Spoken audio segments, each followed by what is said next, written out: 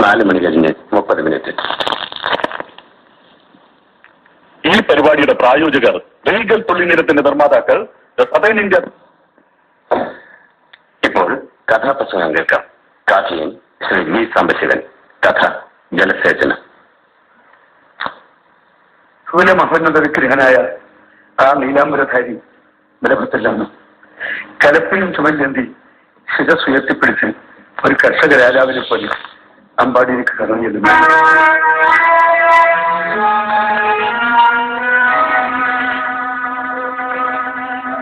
വളരെ നാളുകൾക്ക് ശേഷമാണ് ബലഭദ്രരാമൻ അമ്പാടിയിലെത്തുന്നത്. കംസവധത്തിന് ശേഷം കംസന്റെ ശുചിൻ ജരാസന്ധൻ മധുരാപുരിയെ തുടരെ ആക്രമിച്ചുകൊണ്ടിരുന്നു. ജരാസന്ധനെ വധിക്കാൻ ബലഭദ്രരാമൻ വളരെ പാടുപെട്ടെങ്കിലും കാര്യം നടന്നില്ല. അതിഘോരമായ ഒരു യുദ്ധത്തിൽ ജരാസന്ധനെ വധിക്കാൻ ബലഭദ്രന് സൗകര്യം കിട്ടി എങ്കിലും ശ്രീകൃഷ്ണൻ വിലക്കിയതുകൊണ്ട് അതുണ്ടായില്ല. കംസന്റെ അമ്മായിയച്ഛനായ ജരാസന്ധൻ മധുരാപുരി ആക്രമിച്ച് കീഴടക്കി കംസന്റെ മക്കൾക്ക് കൊടുത്തുകൊള്ളട്ടെ എന്ന് കരുതി സ്വമനസാലെയാണ് ബലരാമനും ശ്രീകൃഷ്ണനും മധുരാപുരി വിട്ട് ദ്വാരകയിൽ പോയി താമസം ഉറപ്പിച്ചത്. സംഭവബഹുലമായ ദിനരാത്രങ്ങൾ എത്ര കടന്നുപോയി. തന്റെ ബന്ധുജനങ്ങളെ ഇന്നത്തെ അവസ്ഥയിൽ അവരുടെ അവസ്ഥ അറിയാൻ വേണ്ടിയാണ് വളരെ നാളുകൾക്ക് ശേഷം ബലഭദ്രരാമൻ അമ്പാടിയിൽ കടന്നു ചെന്നത്. അവിടെ ഗോപന്മാരൊന്നടങ്കം സ്ത്രീകളും പുരുഷന്മാരും അലവുറയിട്ടുകൊണ്ടാണ് അദ്ദേഹത്തെ സ്വാഗതം ചെയ്യുന്നത്.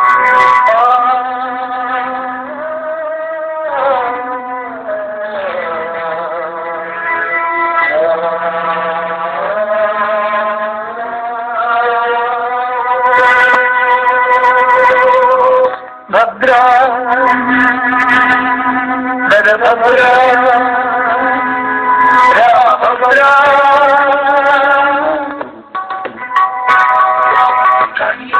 ഭദ്ര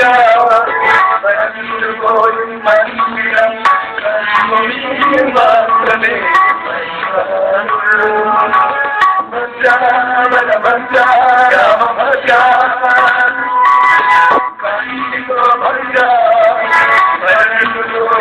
മന്ദിരം മാത്രമേ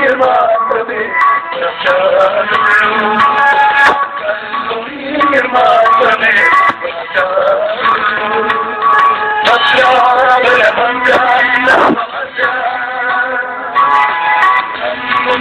മാത്രമേ മാത്രമേ ബലഭദ്രരാമ, ഞങ്ങൾ എത്ര നാളായി നിന്റെ വരവും കാത്തു കഴിയുന്നു. ഞങ്ങൾക്ക് കണ്ണുനീർ മാത്രമേ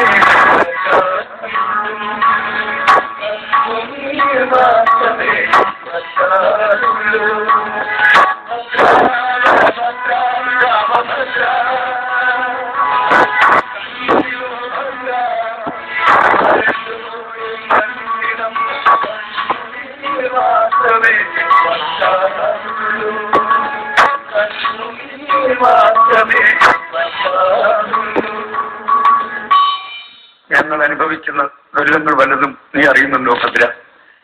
ദേവേന്ദ്രന്റെ ഭഗവീത്തലല്ലേ ഞങ്ങൾക്ക് ഈ ദുരിതമെല്ലാം വന്നുകൊള്ളും.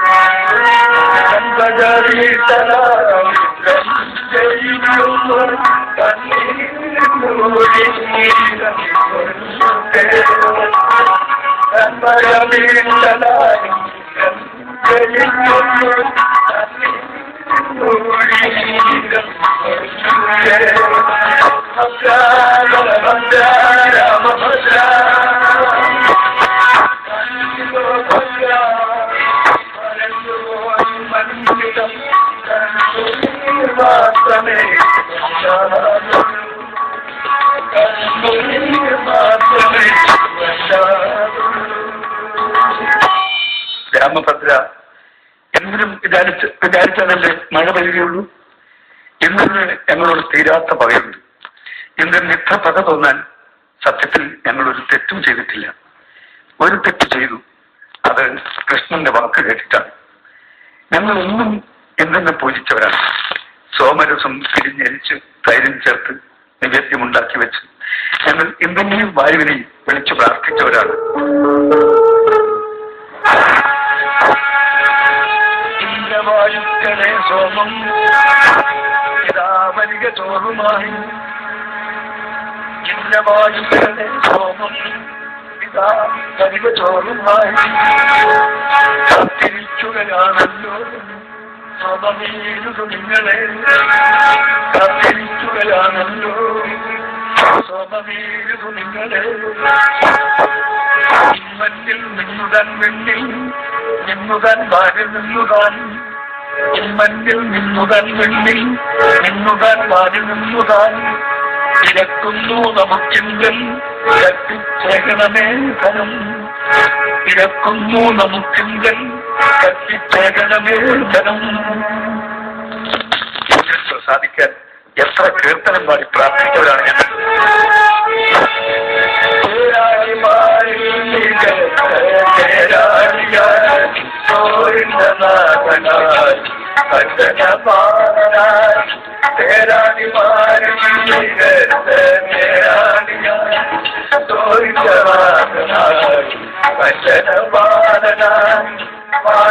പോലെ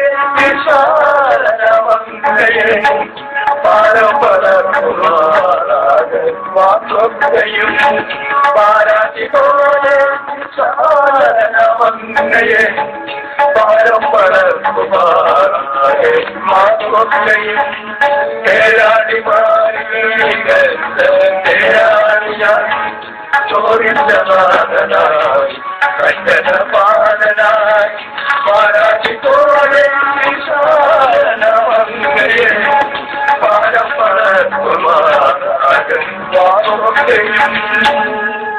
അപ്പൊ കൃഷ്ണൻ വന്ന് ഞങ്ങൾ വിലക്കി. നിർത്ത് നിർത്ത്, വേണ്ട നിങ്ങൾ ഇന്നെല്ലാം പൂജിക്കണ്ട. എങ്ങനെ നല്ല മഴ പെയ്ക്കുന്നത്? ഗോവർദ്ധന പർവ്വതമാണ് മഴ പെയ്യുന്നത്. നിങ്ങൾ ഗോവർദ്ധനത്തെ പൂജിച്ചു. ശരിയല്ലേ ബലഭദ്ര? കൃഷ്ണൻ പറഞ്ഞ ശരിയല്ലേ? മഴ പെയ്യുന്നത് തടഞ്ഞു. മഴ പെയ്യുന്നത് ഗോവർദ്ധന പർവ്വതമല്ലേ? കൃഷ്ണൻ പറഞ്ഞത് ശരിയും നിങ്ങൾക്ക് തോന്നി. ഞങ്ങൾ ഇന്ദ്രപൂജ നിർത്തി. ഇന്ദ്രന് ഞങ്ങളോട് ദേഷ്യമായി. ഉടൻ ഇന്ദ്രൻ പക കിട്ടിയത് അമ്പാടി മുങ്ങിപ്പോകുന്ന മഴ, തോരാത്ത മഴ,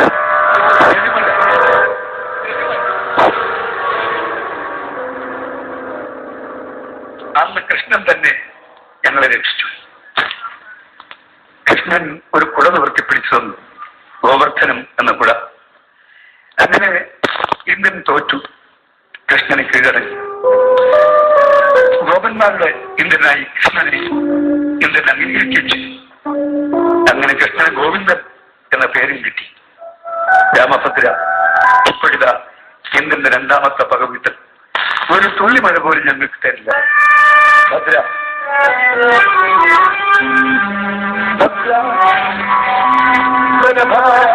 രാമഭദ്ര കണ്ടിരോ ഭദ്ര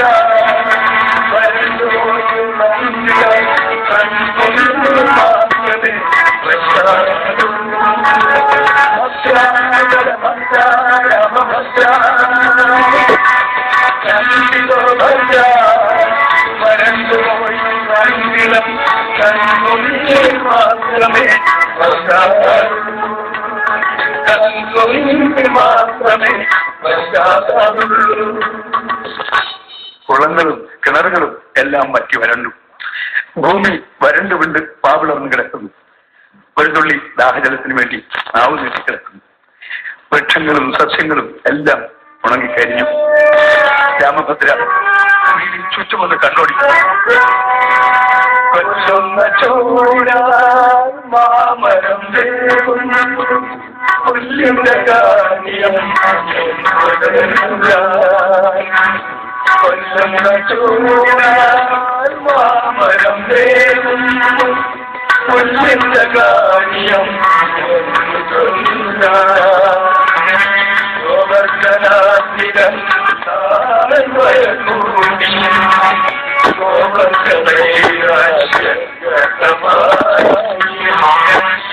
ഗോവർദ്ധനാധികൻ ഗോവർദ്ധനൈരാജ മഹാനായ ഗോവർദ്ധനഗിരിയുടെ താഴ്വര പോലും ഇപ്പോൾ ഗോവർദ്ധത്തിന്റെ നൈരാശ്യകർത്തമായി തീർന്നിരിക്കുന്നു. ഐശ്വര്യത്തിന്റെ താഴ്വര നാശത്തിന്റെ പടുകുഴിയായിരിക്കുന്നു. രാമഭദ്ര, നീ കേൾക്കുന്നില്ലേ? ദാഹം ശമിക്കാത്ത പശുക്കൾ അമ്പേ അമ്പേ എന്നമറിക്കറിയുന്നത്.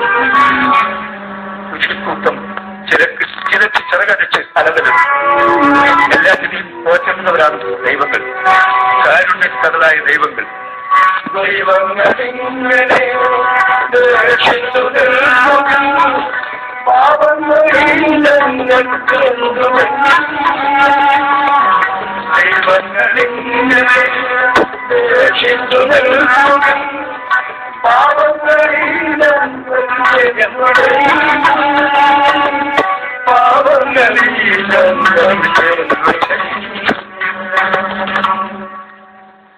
അന്ന് ആ ജരാസന്ധൻ 18 തവണയല്ലേ അമരാവതി ആക്രമിച്ചത്.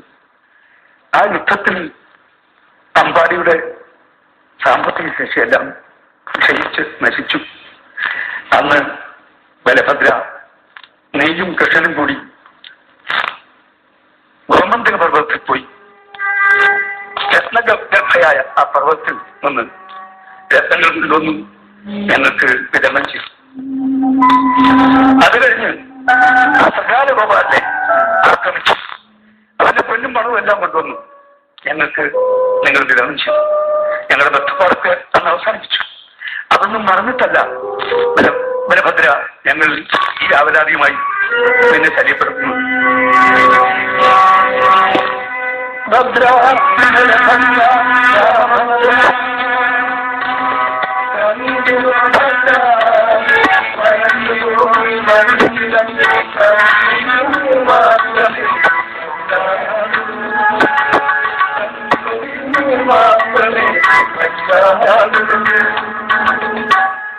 ഈ ഗോപ സമൂഹം ഒന്നടക്കം ഇങ്ങനെ സങ്കടമുണർത്തിക്കുമ്പോൾ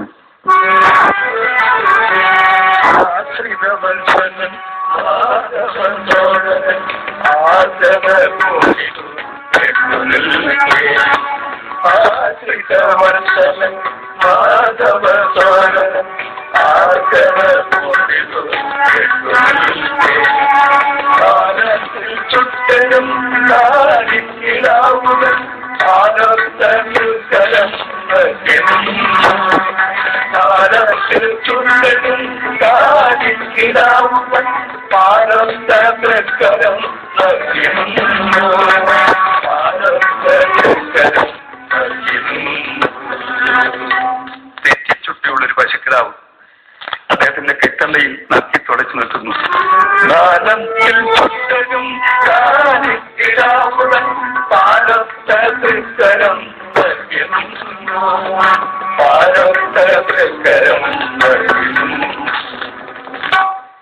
പ്രിയ രാമഭദ്ര, അങ്ങ് ഈ സങ്കടഹർജി അനുഭാവപൂർവ്വം പരിഗണിക്കണേ എന്ന് ശുപാർശ ചെയ്യുന്ന മാതിരി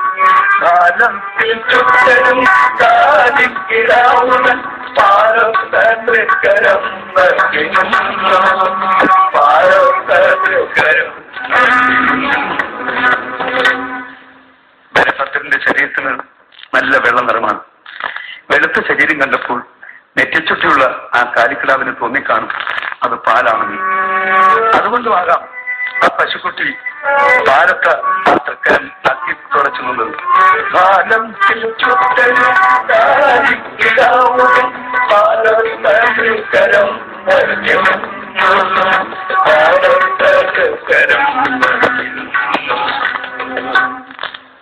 രാമൻ വെളുത്തവനാകാനും കൃഷ്ണൻ കറുത്തവനാകാനും കാരണമുണ്ട്.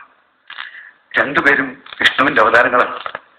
ഭൂമിയിൽ ദുഷ്ടരാജാക്കന്മാർ വർദ്ധിച്ചപ്പോൾ ദുഃഖിതയായ ഭൂമി ഒരു പശുവിന്റെ വേഷം ധരിച്ചു മഹാവിഷ്ണുവിനെ അഭയം പ്രാപിച്ചു. വസുദേവരുടെ പുത്രന്മാരായി താൻ ഭൂമിയിൽ വന്ന് അവതരിച്ച് ദുഷ്ടന്മാരെ വകവരുത്തിക്കൊള്ളാം എന്ന് മഹാവിഷ്ണു സമ്മതിക്കുന്നു. ഭൂമിക്ക് വാക്ക് കൊടുക്കും. ആ വാഗ്ദാനം നിറവേറിയപ്പോഴാണ് ബലഭദ്രനും ശ്രീകൃഷ്ണനും ഭൂജാതനായത്. അത് മാത്രമല്ല, ദുഷ്ടനിഗ്രഹത്തിന് വേണ്ടി ബലരാമനെയും ശ്രീകൃഷ്ണനെയും സഹായിക്കാൻ ദേവന്മാർ ഗോപാലന്മാരായി ഭൂമിയിൽ ജനിക്കാൻ തീരുമാനമെടുക്കുകയും ചെയ്തു. ആ തീരുമാനം ദേവന്മാർ മഹാവിഷ്ണുവിനെ അറിയിച്ചു. വിഷ്ണുവിന്റെ തലയിൽ നിന്ന് ഒരു വെളുത്ത രോമവും ഒരു കറുത്ത രോമവും അദ്ദേഹം പിഴുന്ന് നിലത്തിട്ടു. ജരാനരകളില്ലാത്തവരാണ് ദേവന്മാർ. പക്ഷെ ഇപ്പോഴിതാ വിഷ്ണുവിന്റെ തലയിൽ നിന്ന് കറുത്ത രോമത്തോടൊപ്പം ഒരു വെളുത്ത രോമവും നിലത്തു വീണു. കറുത്ത രോമം വസുദേവരുടെ ഭാര്യയായ ദേവകിയിൽ പ്രവേശിച്ച് കൃഷ്ണനായി ജനിച്ചു. വെളുത്ത രോമം വസുദേവരുടെ മറ്റൊരു ഭാര്യയായ രോഹിണിയിൽ പ്രവേശിച്ച് ബലഭത്തിനായി ജനിച്ചു. വെളുത്ത രോമം കറുത്ത രോമത്തെക്കാൾ മൂത്തതാണെങ്കിൽ വിഷ്ണു വാഗ്ദാനം ചെയ്തതുപോലെ വെളുത്ത രോമം ബലഭദ്രനായി കറുത്ത രോമം ശ്രീകൃഷ്ണനായി ജനിച്ചു. അങ്ങനെയാണ് ബലഭത്തിന്റെ നിറം നല്ല വെള്ളയായത്, പാലൊത്തതായി. കണ്ടില്ലേ ആ പശുക്കുട്ടി ബലഭത്തിന്റെ പാലൊത്ത തെറ്റണ്ട പാലാണെന്ന് ചൊല്ലി മാത്രമല്ല ഈ ഗോപന്മാരുടെ സങ്കടഹർജി അങ്ങ് അനുഭാവപൂർവ്വം പരിഗണിക്കണേ ബലരാമദേവ. അതിന്റെ ശുപാർശ കൂടിയാണ് ആ പശുക്കുട്ടിയുടെ നട്ടിപ്പുറത്ത്.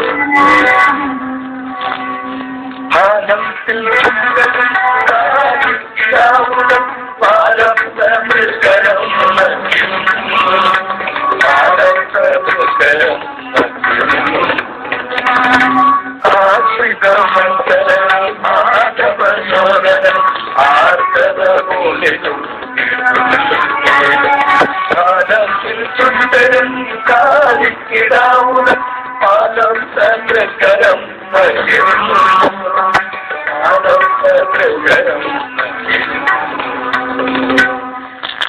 അമ്പാടിയിലെ സ്ത്രീകൾ ബലഭദ്രനെ പ്രേരിപ്പിക്കാൻ സൽക്കാരങ്ങൾ ഒരുക്കുന്നുണ്ട്. പച്ചില കുമ്പിളിൽ ബലഭദ്രന് പ്രിയങ്കരമായൊരു പാനീയം പകർന്നു നൽകുന്ന കണ്ടില്ലേ? നല്ല ഇളങ്ങൾ. ബലരാമന്റെ പ്രിയപ്പെട്ട പാനീയം നല്ല ഇളങ്ങൾ. ഈ സൽക്കാരത്തോടൊപ്പമുള്ള അവരുടെ സംഘടിതമായ സങ്കടാപേക്ഷ കേട്ട ബലരാമൻ സ്വാധീനനായി.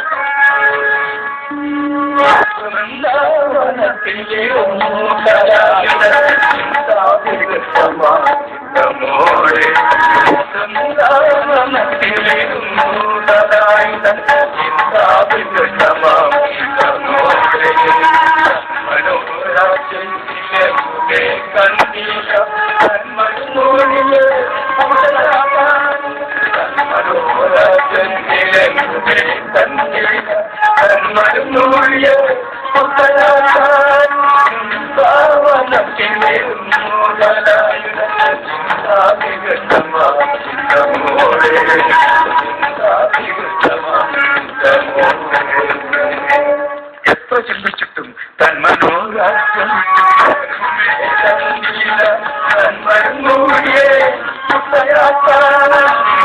മനോരാജ്യം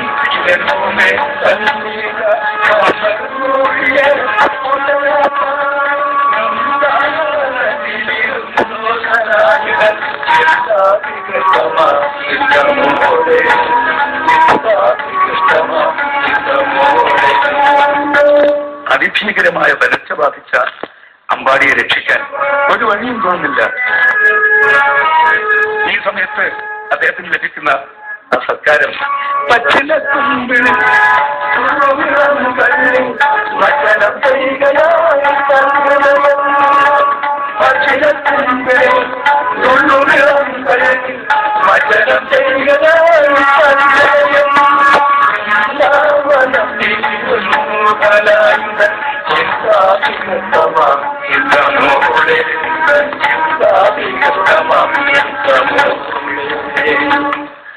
പച്ചില കുമ്പിളിൽ പകർന്നു നൽകുന്ന ഇളങ്ങളിൽ മുങ്ങിമറിയുകയാണ് അദ്ദേഹത്തിന്റെ ഹൃദയം.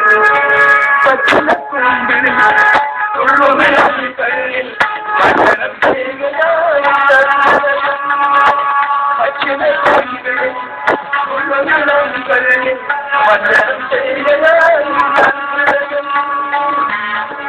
എത്ര ചിന്തിച്ചിട്ടും ഒരു പോമഴിയും തോന്നുന്നില്ല.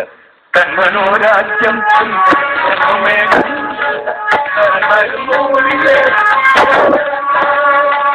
തന്മനോരാജ്യം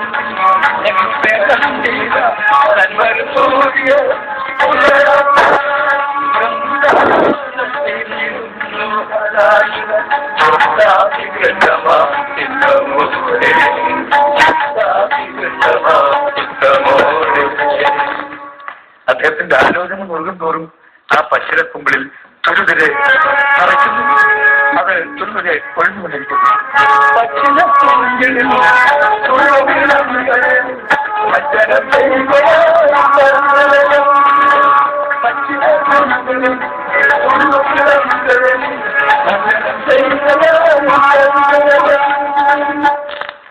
ദ്വാരകയിൽ മദ്യനിരോധനം നടപ്പാക്കിയ രാജാവാണ് ബലരാമൻ. തന്റെ രാജ്യത്ത് ആരും കുടിക്കാൻ പാടില്ല. നിയമം ലംഘിച്ചാൽ കടുത്ത ശിക്ഷയും കിട്ടും. പക്ഷേ ഇവിടെ ഇതാ നിയമം കൊണ്ടുവന്നാൽ തന്നെ ആ നിയമം ലംഘിക്കുന്നു. ആലോചന മുറുകുന്തോറും ബലരാമൻ തോരെ കുടിക്കുന്നു. സാമ്പാടിയിലെ സ്ത്രീകൾ കാര്യം സ്വർഗത്തിന് വേണ്ടി അദ്ദേഹത്തിന് പുറ മദ്യം പകർന്നു പ്രത്യേകം ചെയ്യും. ചിന്താധീനായിരിക്കുന്ന ബലഭദ്രന്റെ മനസ്സിൽ പഴയ പല സംഭവങ്ങളും ഒന്നായി കടന്നുപോകുന്നു. എന്തെന്ന് ധീരകൃത്യങ്ങൾ ചെയ്തവനാണ് ഞാൻ.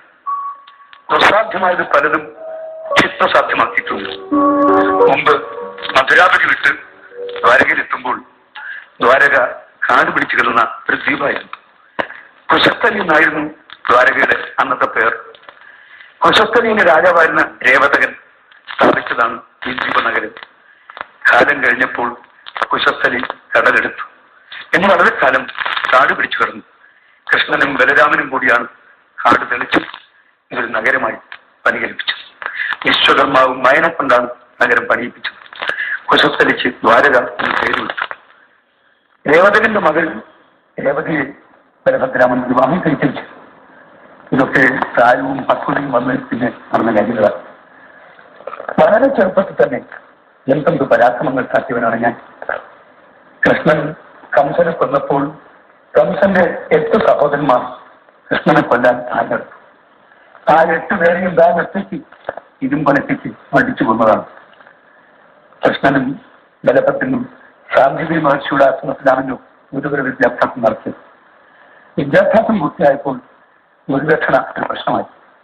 ഗുരുവിന്റെ പുത്രൻ പ്രഭാത തീരത്ത് മുങ്ങി മരിച്ചു പോയിട്ടുണ്ട്. ആ മുങ്ങി മരിച്ച പുത്രനെ തിരികെ കൊണ്ട് കൊടുക്കാൻ മതി ഗുരുദക്ഷിണ, നല്ല ദക്ഷിണ. ശിഷ്യന്മാർ അതനുസരിച്ച് തീരും. മരിച്ച ആളിനെ തിരിച്ചു കൊണ്ട് കൊടുക്കാം, കൊടുത്തേ തീരൂ. ഗുരുനാഥൻ മോശക്കാരനാണ്. ശാന്തികളെ മറിച്ച് തൃപ്തിപ്പെടുത്തി തീരും.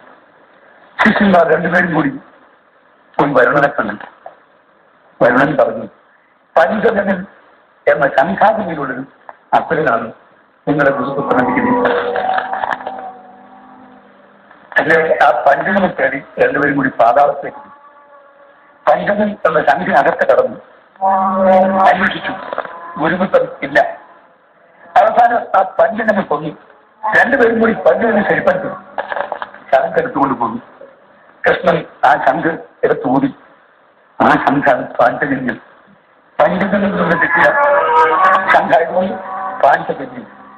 ശംഖൂട്ടി കേട്ടപ്പോൾ കാലൻ ഇറങ്ങി വന്നു. കാര്യം ചോദിച്ചു,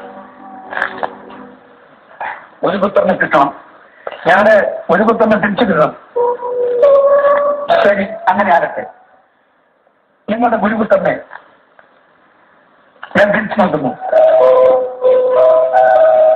രാമകൃഷ്ണന്മാർക്ക് സന്തോഷമായി ആ കുട്ടിയെ കൊണ്ടിരുന്നു.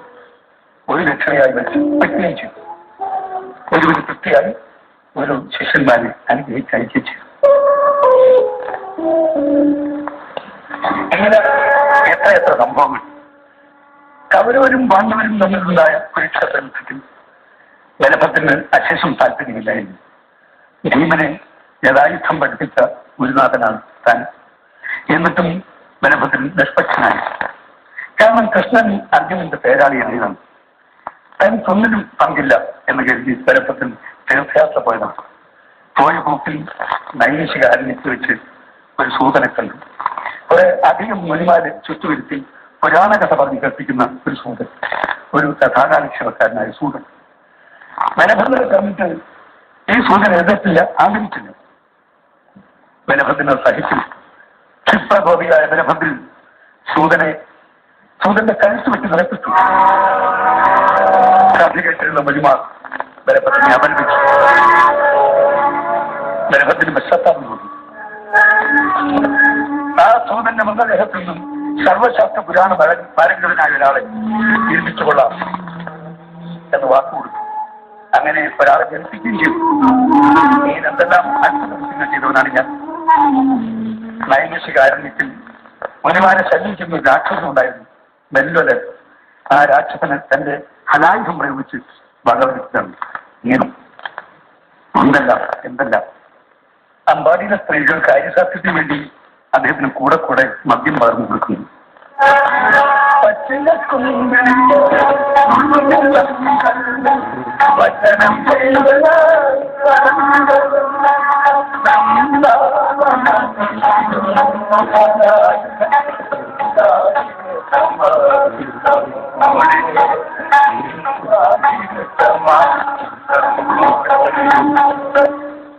കുടിച്ചു തലയ്ക്ക് പിടിച്ചപ്പോൾ ഒരു ബുദ്ധി ഒതുക്കി.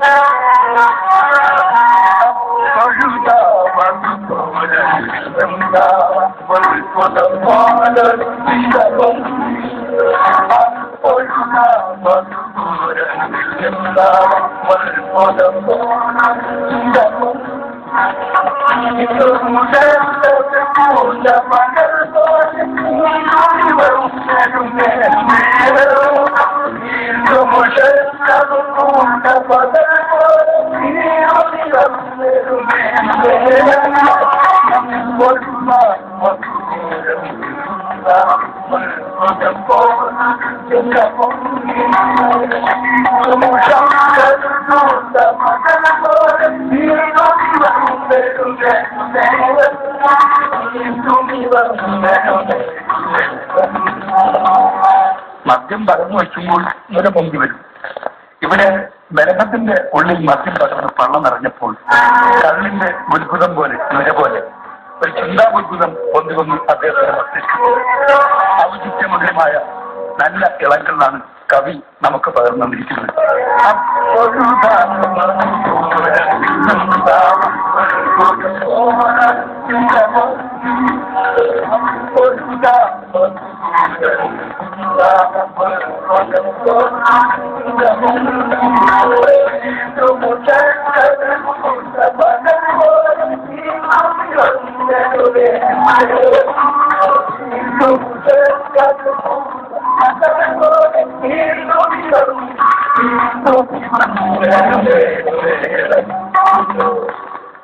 ബലഭദ്രൻ ഒന്ന് നീണ്ടെന്ന് പറഞ്ഞ് എഴുന്നേറ്റു.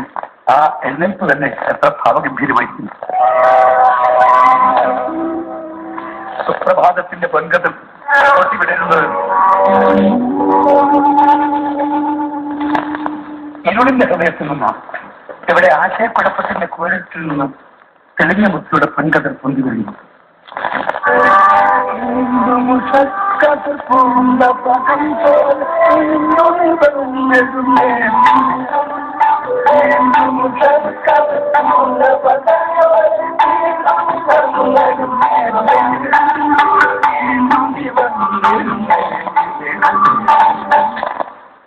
ബലഭദ്രൻ കാളിന്തി തീരത്തേക്ക് നടന്നു. ഗോപന്മാർ ഒന്നടങ്കം അദ്ദേഹത്തിന് പിന്നാലെ. കാളിന്തി ഇതാ പതഞ്ഞു പുറഞ്ഞു. കാളിന്തിയിൽ നല്ല തിരക്കുത്തു.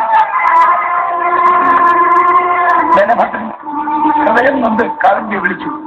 കാളിന്തി കളിമ്പത്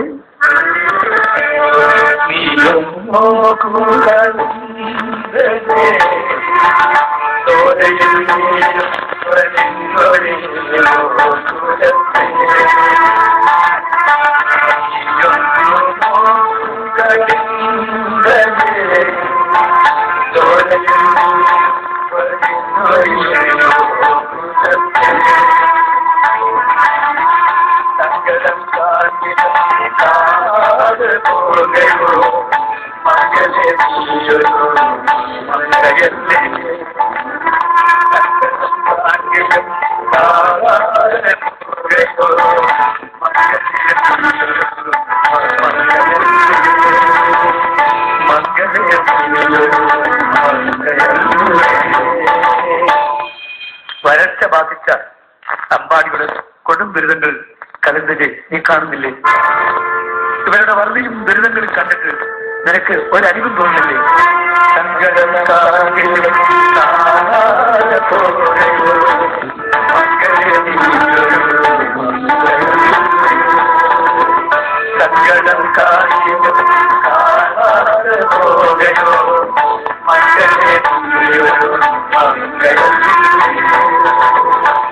മംഗമാർ മനസ്സ് അരിവുള്ളവരാണ്.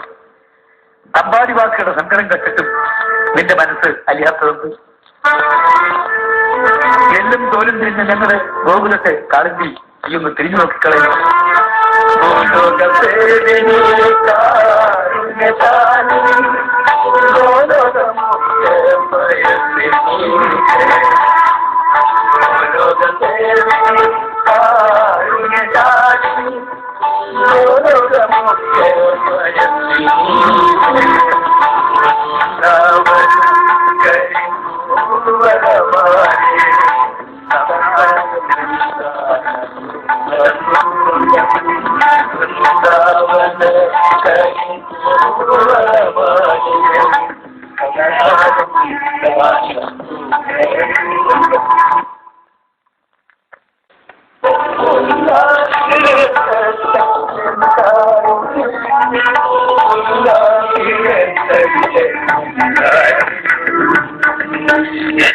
ശക്തനായ ബലഭദ്രരാമൻ ഇതാ കാളിന്തിയുടെ കാരുണ്യത്തിന് വേണ്ടി കെഞ്ചുന്നു. എല്ലാ കൃഷിക്കാർക്കും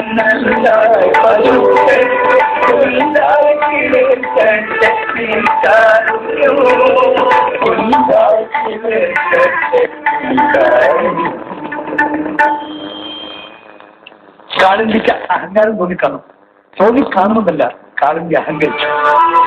സമൂഹത്തിൽ അവഗണന സഹിക്കുന്ന വർഗമാണ് സ്ത്രീവർഗം. പക്ഷേ ആ വർഗത്തിൽ നിന്നും ഒരുത്തിൽ ഭരണാധികാരിയായി വന്നാൽ സങ്കടഹർജ്യം കൊണ്ടുചെല്ലുന്ന ഒരു സാധാരണ പുരുഷന് ഒന്നിരിക്കാൻ പോലും കൊടുക്കില്ല. അത്തരം ഒരു പ്രതികാരമാണ് ഇവിടെ ബലഭദ്രദേവൻ കാളിന്തിയുടെ കാരുണ്യത്തിന് വേണ്ടി കെഞ്ചി അപേക്ഷിച്ചപ്പോൾ അവൾ അഹങ്കരിച്ചെങ്കിൽ അത് കുറ്റമല്ല. അവളതാ തലയിൽ വെട്ടിച്ചൊരു പോക്ക്.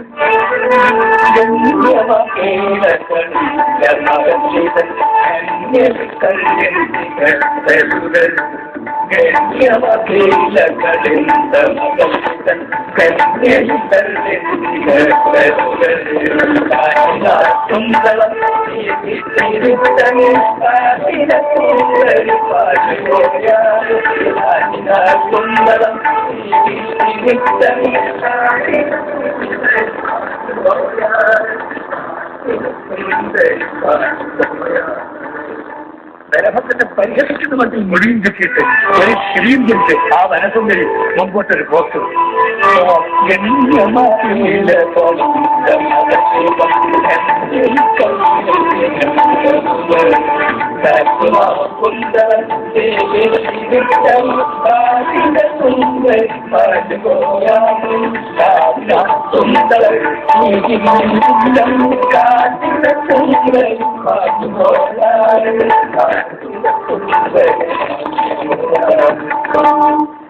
ഇവിടെ നോക്കപ്പോ ഒരുത്തൻ കുടിച്ചു കൊലതിരിഞ്ഞു വന്ന് എന്തൊക്കെ പുലമ്പുന്നു. ഇയാൾ കുടിച്ചു കൊലതിരിഞ്ഞു വന്ന് എന്തൊക്കെ പുലമ്പിയാൽ ആ പുലമ്പൽ കേൾക്കാൻ ഇവിടെ ആരിയിരിക്കുന്നു? ആ മട്ടിലാണ് ആ കാറ്റിലെ സുന്ദരിയുടെ പോക്ക്. കാറ്റിനാൽ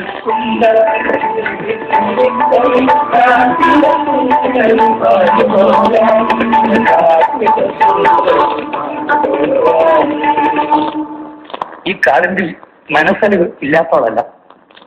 ശ്രീകൃഷ്ണൻ പിറന്നു വീണപ്പോൾ കംസനിൽ നിന്ന് കുഞ്ഞിനെ രക്ഷിക്കാൻ വസുദേവർ ആ കുഞ്ഞിനെയും കൊണ്ട് നന്ദഗോപയുടെ വീട്ടിലേക്ക് പുറപ്പെട്ടു.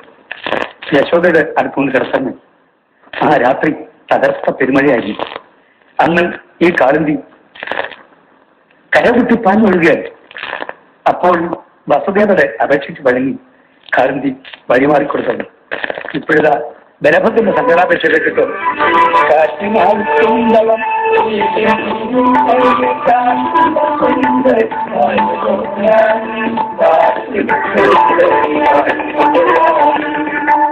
അന്നൊരിക്കൽ കൃഷ്ണനും അർജുനനും കൂടി കാളിന്തി തീരത്ത് സഞ്ചരിക്കുകയായിരുന്നു. ഒരു സുന്ദര സ്ത്രീ അർജുനൻ കണ്ടു. അർജുനൻ അവിടെ അടുത്തിയെന്ന് കാര്യം തരത്തി. അവൾ പറഞ്ഞു, ഞാൻ കാളിന്തി ദേവിയാണ്, കൃഷ്ണനെ ഭർത്താവായി കിട്ടാൻ തപസ് ചെയ്യുകയാണ്. അർജുനൻ പെട്ടെന്ന് കൃഷ്ണനോട് കാര്യം പറയും. കൃഷ്ണൻ ഉടൻ തന്നെ കാളിന്തി ദേവിയെ തേരിൽ കയറ്റി ദ്വാരകയിൽ കൊണ്ടുപോയി വിധി അനുസരിച്ച് വിവാഹം ചെയ്യിച്ചു. ആ കൃഷ്ണന്റെ ജ്യേഷ്ഠനാണ് ബലഭദ്രനാണ് ഇപ്പോൾ കുടിച്ചു വെച്ചുകെട്ടുവന്ന് സങ്കടാപേക്ഷ ചെയ്യുന്നത്. കാളന്തി അപേക്ഷ ചെറിക്കൊണ്ടിരുന്നു മാത്രമല്ല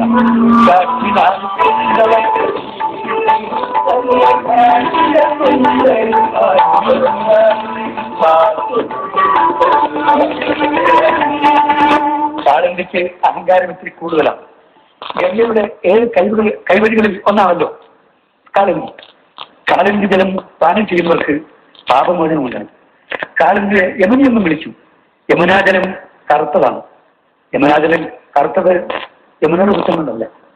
ഉന്മാദ ആവേശത്താൽ ശിവൻ ഒരിക്കൽ ആവേശം ശമിപ്പിക്കാൻ യമുനയിൽ എടുത്തു ചാടി. യമുനയുടെ കയത്തിൽ എടുത്തു ചാടി. അന്നു മുതലാണ് യമുനയ്ക്ക് ഈ കറുപ്പുണ്ടായത്.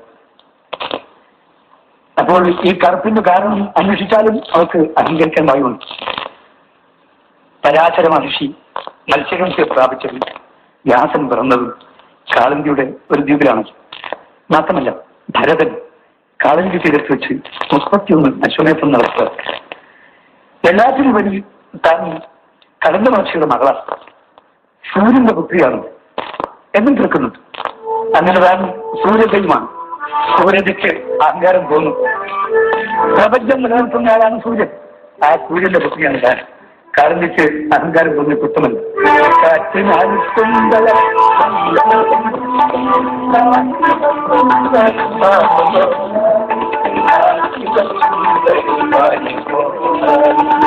പക്ഷേ ഈ അവഗണന ബലഭദ്രന് സഹിക്കാൻ കഴിഞ്ഞില്ല. ബലഭദ്രന്റെ മട്ടു മാറി. അദ്ദേഹത്തിന്റെ കണ്ണു തുറന്നു. അദ്ദേഹം കോപം കൊണ്ട് ജ്വലിച്ചു. ബലഭദ്രൻ ബലഭദ്രൻ ചുറ്റുമരിച്ച വീര്യത്തിന്റെ മൂർത്തിമൽ ഭാവം പോലെ ബലഭദ്രന്റെ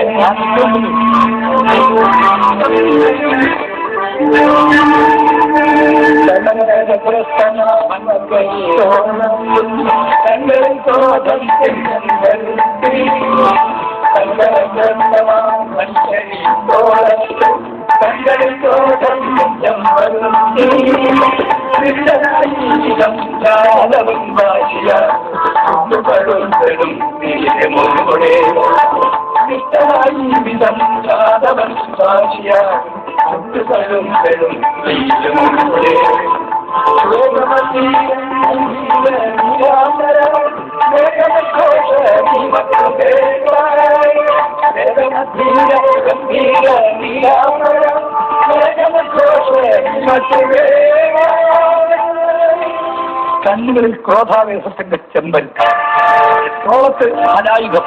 ആ മറ്റുള്ള നിൽപ്പ് വെറും നിലപാടില്ല, അത് നിഷ്ഠയ്ക്ക് വേണ്ടിയുള്ള നിലപാടാണ്. ഒരു പൊതു യജ്ഞത്തിന് വേണ്ടിയുള്ള ധ്യാന നിലപാടാണ്. ആകാശം കൊണ്ട് നിൽക്കുന്ന ആ സ്ഥൂല മഹോന്നത വിഗ്രഹൻ ബലഭദ്രദേവന്റെ മേഘകർജനമാണ് ഇന്ന് കേട്ടത്.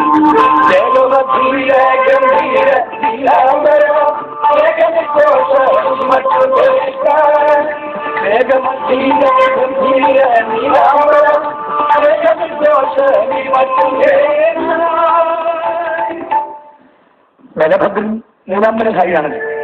നീലാംബരം ആകാശമാണ്. ആകാശത്തു നിന്നാണ് മേഘഗർജനം. ആകാശത്തോളം സമന്വനായ നീലാംബരന്റെ മേഘഗർജനമാണ് ഇവിടെ അന്തരീക്ഷം പിളർന്നു. മേഘമധീര ഗംഭീര നീലാംബര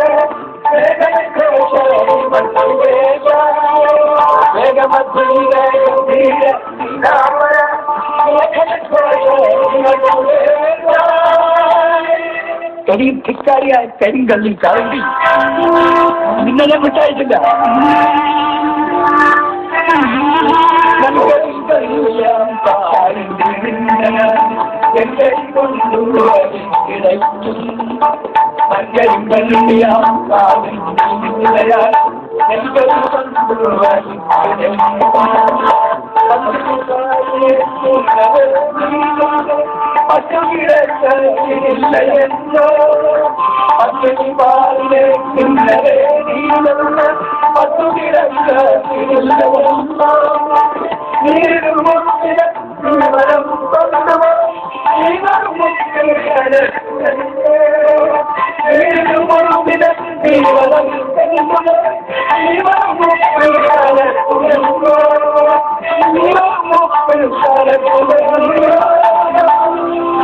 കരിങ്കല്ലിൽ വന്തരിങ്കല്ലിയ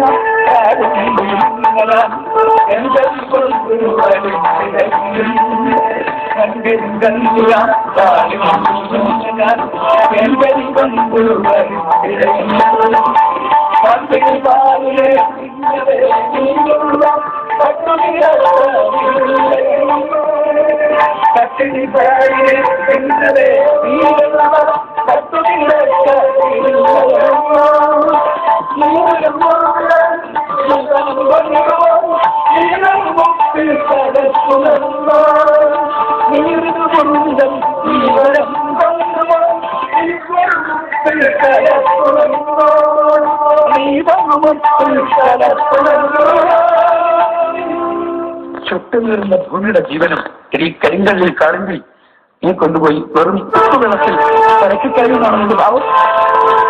വെള്ളം പോലെയുള്ള സമുദ്രത്തിൽ നീ പിന്നെയും വെള്ളം കൊണ്ടിരുന്നു എടുക്കി കൊടുക്കുന്നു. ഒരു തുള്ളി വെള്ളത്തിന് വേണ്ടി വരണ്ട് നിന്ന് വാതിൽ കിടക്കുന്ന ഭൂമിക്ക് നീ ഒരു തുള്ളി പോലും കൊടുക്കുകയില്ല. ഉള്ളവർക്ക് വീണ്ടും വീണ്ടും കൊടുക്കുക, ഇല്ലാത്തവർക്ക് ഒട്ടും കൊടുക്കാതിരിക്കുക. സമ്പന്നർ വീണ്ടും സമ്പന്നരാകട്ടെ, ദരിദ്രർ വീണ്ടും ദരിദ്രരാകട്ടെ. ഇതല്ലേ നിന്റെ ജീവിത വേദാന്തം? ഇല്ല, ഞാനത് അനുവദിക്കില്ല.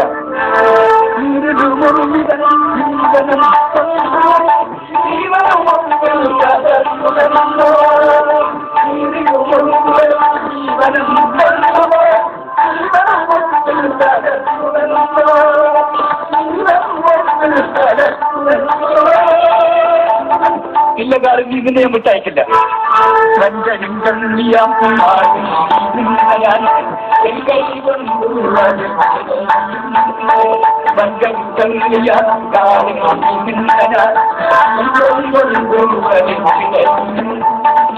ബലഭദ്രൻ കലപ്പുള്ളക്ക് കാറ്റിന്റെ തീരത്ത് ആഞ്ഞു വെട്ടി. കാറ്റിന്റെ തീരത്തല്ല, അവളുടെ ചാരന്തിയുടെ ലിംഗ അഹങ്കാരത്തിലാണ് ആ വെട്ടുകൊണ്ടത്. ഗോപന്മാർ ആർത്ത് വിളിച്ച് തുള്ളിച്ചാൽ അവരുടെ വിജയ കോലാഹലം ആകാശം ധരിച്ചില്ലെന്ന് കണ്ടു. കാളിന്തിയുടെ ഗതിമുട്ടി തോട്ടിക്കിട്ട പെണ്ണാനെ പോലെ കാളിന്തി പരന്നി പറഞ്ഞു. സംഗതി മുട്ടി ഉടന്നു പോയിക്കാൾ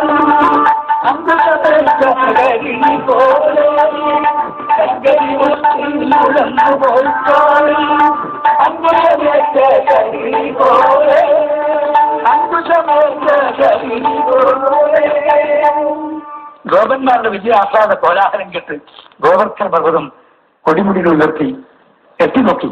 എന്താണ് സംഭവം? കടലിലും സംഭവം. ആഞ്ഞാഞ്ഞു കൊടുക്കുന്ന കലപ്പയുടെ ആഘാതം ഭൂമിയിലേക്ക് സഹിച്ചു. പാൽ ചുരത്തി കിട്ടാൻ വേണ്ടി പശുക്കുട്ടി അമ്മയെ അതിൽ ആഞ്ഞിരിക്കുന്നത് തള്ളപ്പശു സഹിക്കാമോ? വരാതിരിക്കുന്ന ഐശ്വര്യ സമ്പത്തുകളോ സന്തുഷ്ടി ഓർത്തപ്പോൾ ഭൂമി ധരിച്ച് ആ തോടുവെക്കുന്ന വേദന അല്ലാതായി. തൊടുന്നതിന് പുതിയ ചാലുകൾ തെളിഞ്ഞു വന്നു. തെളിഞ്ഞ് ചൂടുള്ള ചാലുകളിൽ തെളിവെള്ളം പതഞ്ഞൊഴുകി. ആ സൂരജാഗോവിന് അല്ലെങ്കിൽ കാലം എന്ന പശുവിനെ കൊടും തൊഴുത്തിൽ കയറ്റി കറന്നെടുത്തു എന്ന് പറയുന്നതാണ് ശരി. കറവ സമ്മതിക്കാത്ത പശുക്കളെ ഇടുക്കുകൂട്ടി കയറ്റി നിർത്തി കിടക്കുന്ന പതിവുണ്ടല്ലോ. അത്തരം കറവ ഒരുതരം നിർദ്ദയത്വമാണ്. എങ്കിലും ആ നിർദ്ദയത്വം ബലരാമന് തോന്നാൻ കാരണം ഗോപന്മാരുള്ള സുഖതയെ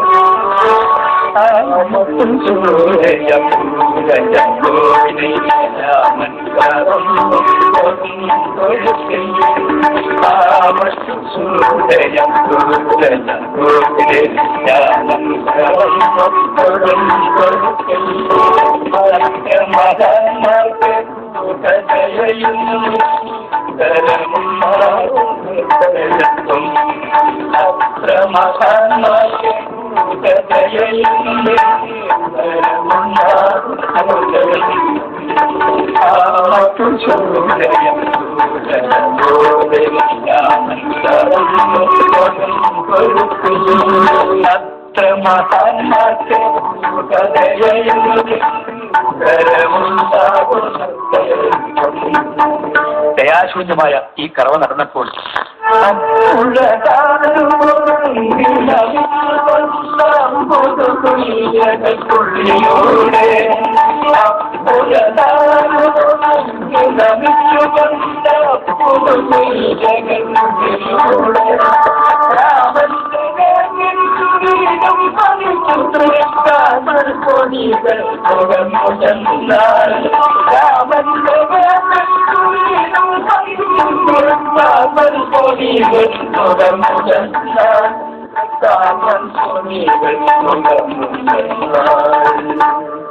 ഈറോട് നിന്ന് വൻ തലപ്പുയർത്തി ആഞ്ഞാഞ്ഞു വെട്ടുന്ന ബലഭത്തിന്റെ വിയർപ്പ് ചുറ്റുവരുന്ന ആ പുതുചാലുകളിലൂടെ അദ്ദേഹത്തിന്റെ കാലിലെ മൺപൊടി നച്ചിത്തൊടച്ചുകൊണ്ട് നാവ് നീട്ടി നുകർന്നുകൊണ്ട് സൂര്യൻ എന്ന പശു ആ ധീര കർഷകന്റെ പിന്നാലെ വാലാട്ടി വാലാട്ടി പോകുന്ന കണ്ടില്ലേ?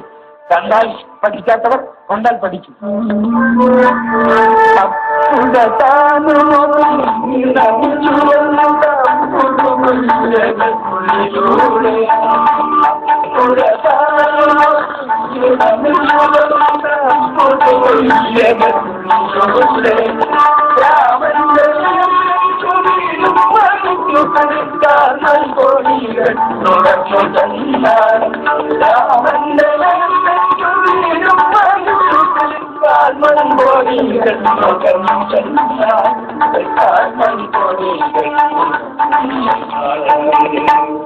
തോട്ടുവക്കത്ത് ഇടിഞ്ഞു വീഴുന്ന മൺകട്ടകൾ ആശ്വാസത്തിന്റെ പളുങ്കു കുമിളകൾ ഉതിർത്തുകൊണ്ട് ആ നദീജലത്തിൽ അലിഞ്ഞലിഞ്ഞ് ചേർന്നുകൊണ്ടേയിരുന്നു.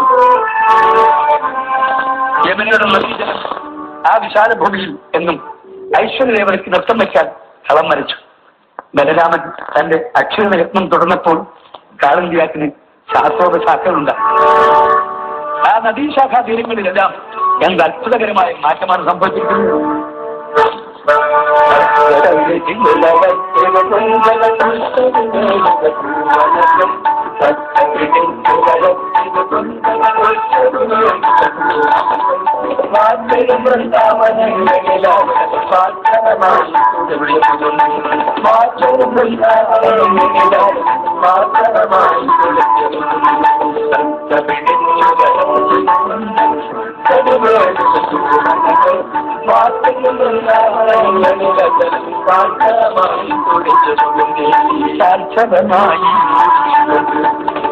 പാൽച്ചരമായി പാലിന്റെ സത്തായി തുടിച്ചു പൊന്തിയ ആ കാളിന്റെ ജലം പല രൂപം ധരിച്ചതാ പ്രത്യക്ഷപ്പെടുന്നു.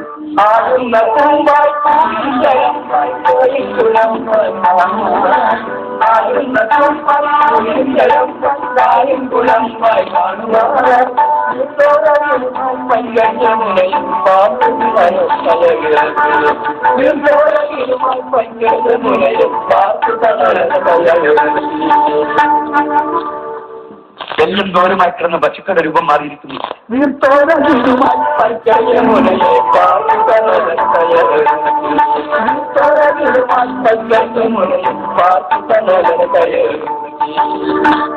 ശരിക്കും തൃപ്തിയായി തീർച്ച കിട്ടിയപ്പോൾ പൈക്കൽ അയവിറക്കി കിടന്ന് വിഷമുണ്ട്. ആ പൈക്കൽ നന്ദിപൂർവ്വം യമനയെ നോക്കി അയവിറക്കിക്കൊണ്ട് കിടക്കുന്നു.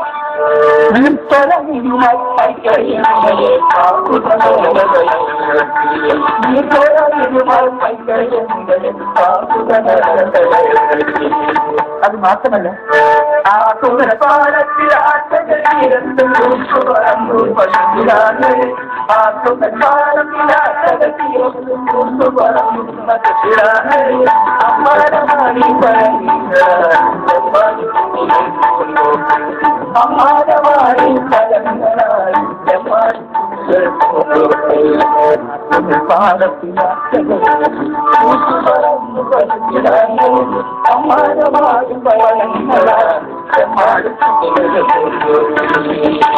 താമ്പാടിയിലെ തെമ്മാടിക്കുട്ടികൾ പൂക്കുടഞ്ഞ് ഫലം പേർ നിൽക്കുന്ന ആ പൂവാടികളിൽ സമ്മാനമാടി തിമിർത്തുന്നു. ആ കുട്ടികൾ സംതൃപ്തിയുടെയും സമൃദ്ധിയുടെയും സംഘഗാനങ്ങൾ പാടി തിമിർത്ത് കളിക്കുന്നു.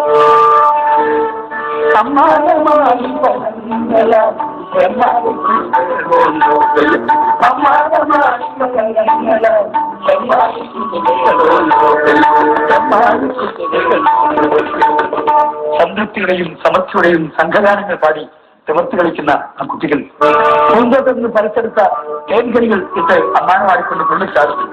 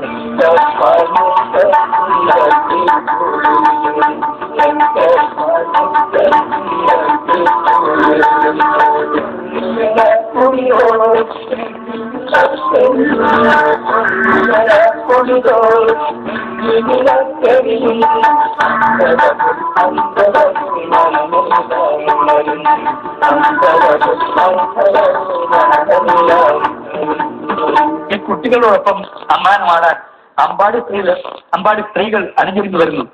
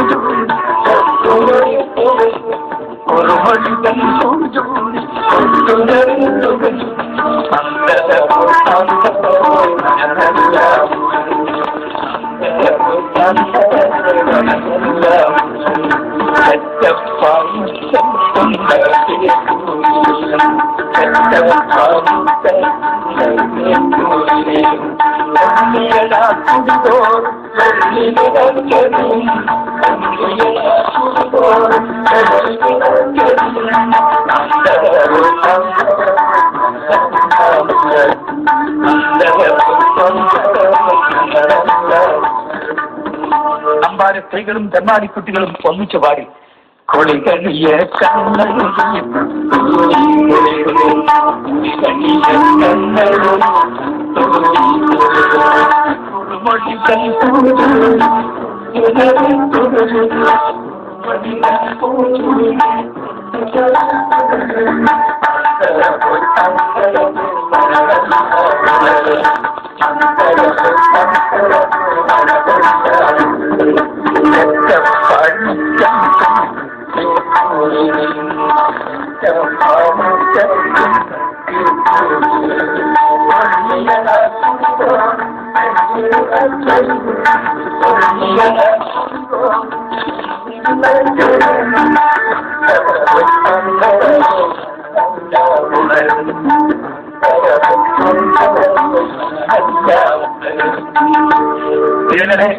അമ്പാടിയിലെ വീട്ടമ്മമാർ കൈകളയിൽ നിന്ന് കൈകള കിളിച്ചത്താൽ ഒരു പുതിയ സംഗീതം പറയുന്നു.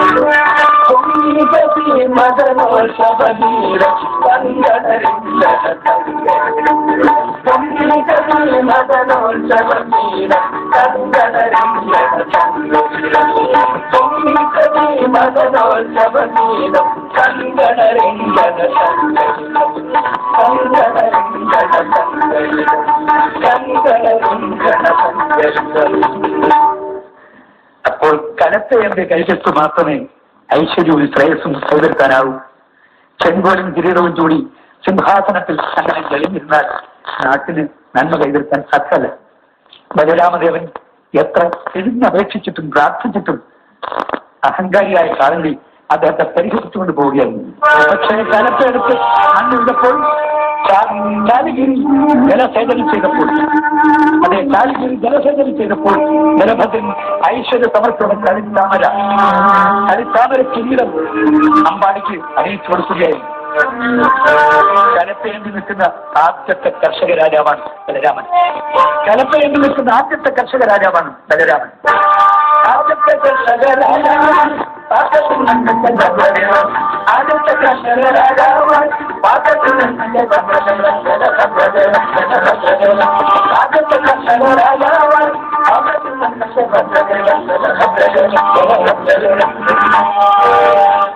അങ്ങനെ ജലസേചന ബന്ധം കൊണ്ട് ബലരാമൻ നമ്മെ പഠിപ്പിക്കുന്ന ഒരു മഹാസന്ദേശമുണ്ട്.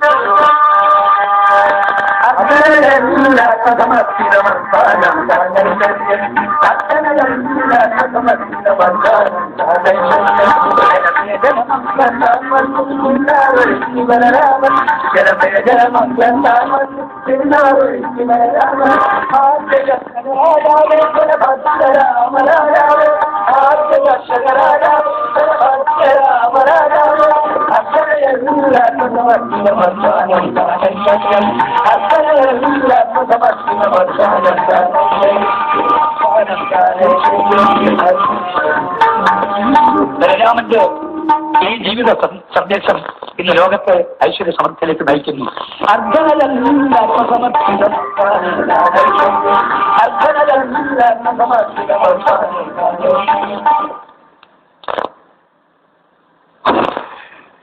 ഇതുവരെ നിങ്ങൾ കേട്ടത് ജനസേചനം കാർത്തികൻ ശ്രീ വി സാംബശിവനും സംഘവും അവതരിപ്പിച്ച